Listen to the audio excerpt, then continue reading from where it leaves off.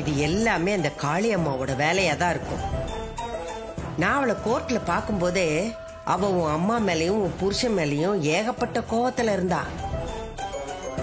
ஜெயில இருந்து வெளியே வந்ததும் உன் ஒட்டுமொத்த குடும்பத்தையும் பழிவாங்காம விட மாட்டேன்னு சபதம் போட்டா.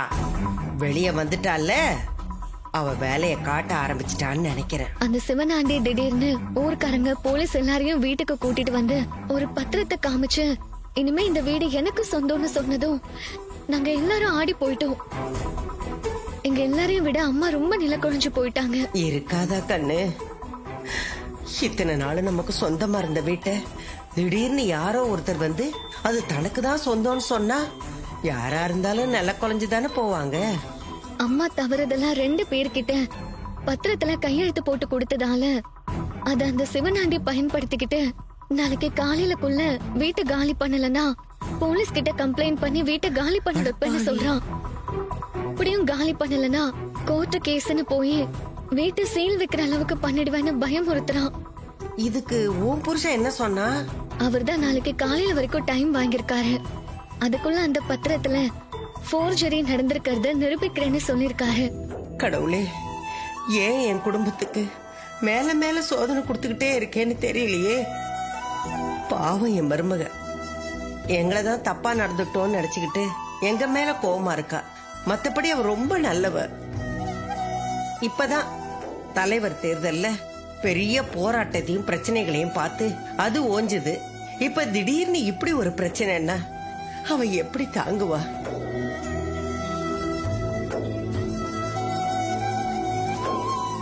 ஏண்டா கண்ணு அப்படி பாக்குற? இல்ல பாட்டி, அம்மா உங்களை இன்னைக்கு வரைக்கும் வா போன்னு சொல்லிதான் அவமானப்படுத்திருக்காங்க.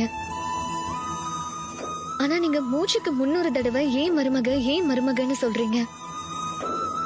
அவங்கள ஒரு நாள் கூட நீங்க வெறுத்து பேசினது இல்ல. சொல்ல போனா அவங்களுக்காக நீங்க எவ்வளவோ செஞ்சிருக்கீங்க. இத அம்மா புரிஞ்சுக்காம இருக்காங்கன்றதுதான் ரொம்ப வருத்தமா இருக்கு. அது வேற ஒண்ணும் இல்ல தாயே. அவங்க அம்மா சாவுக்கு நாங்க தான் காரணங்கிறத அவ ஆழ் மனசுல ஆழமா பதிஞ்சு போச்சு. அந்த உண்மையெல்லாம் தெரிய வந்துருச்சுன்னா அப்புறம் எங்களை சரியா புரிஞ்சுக்குவா. சரி நட.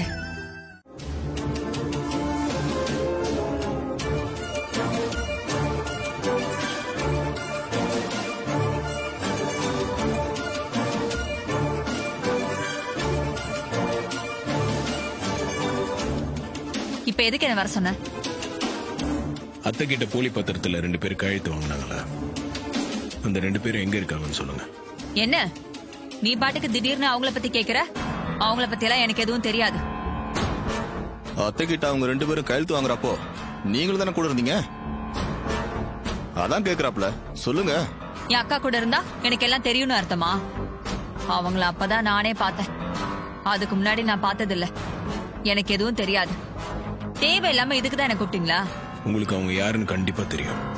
மரியாதையை உண்மையை சொல்லிடுங்க. எனக்கு தான் தெரியாதுன்னு சொல்றேன்ல. திரும்ப திரும்ப அதே கேட்டா என்ன சொல்றது? சரிங்க, உங்ககிட்ட இருந்து உண்மையை எப்படி வர வைக்கணும்னு எனக்கு தெரியும். என்ன ஓவரா பேசுற?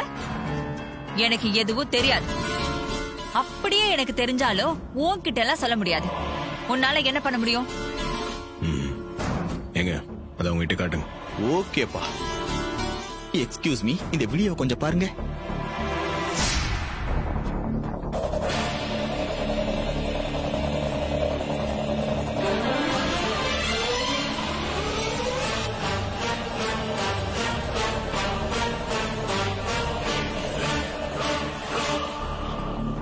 எப்படி ஃபோக்கஸ் பர்ஃபெக்ட்டா இருக்கா?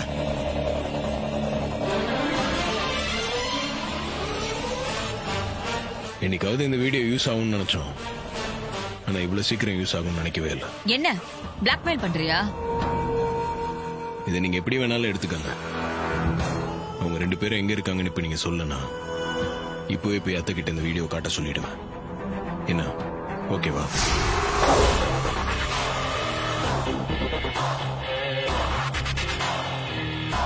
சீக்கிரம் உண்மையை சொல்றீங்களா? அத்தை கிட்ட போய் காட்ட சொல்லுவா. உன் பூச்சாண்டிக்கெல்லாம் பயப்படுறவன் நான் இல்ல. நீ எப்படி கேட்டாலும் எனக்கு பதில் தெரியாதுங்கிறது தான். அப்படியா? சரி ஓகே. எங்க அந்த வீடியோ எடுத்துட்டு போய் அத்தை கிட்ட காமிச்சிருங்க. சகல, நானும் இத ரொம்ப நாளா சொல்லிக்கிட்டு இருக்கேன்பா.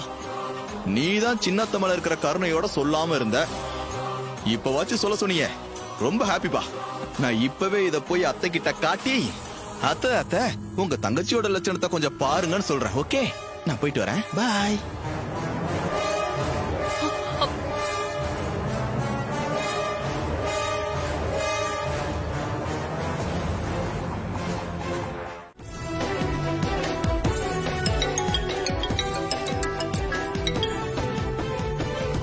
என்ன மருமகளே, நல்லா இருக்கியா? நல்லா இருக்கேன் அத்தை. அங்க என்ன எல்லாரும் வீடு கைய விட்டு போகுதேன்ற பயத்துல இருக்காங்களா? மொத்த குடும்பத்துக்கும் எப்படி ஆப்பு வச்ச பாத்தியா? ஆமா அத்தை, இங்க எல்லாரும் பயந்து போய் தான் இருக்காங்க. இந்த காளியம்மாவை எதிர்த்துட்டு அவங்களால நிம்மதியா வாழ்ந்துட முடியுமா? நாளைக்கே அவங்க எல்லாரையும் நடு தெருவுக்கு கொண்டு வர.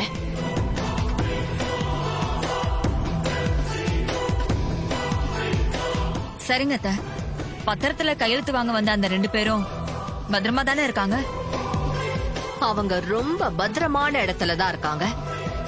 யாராலையும் அவங்கள கண்டுபிடிக்க முடியாது.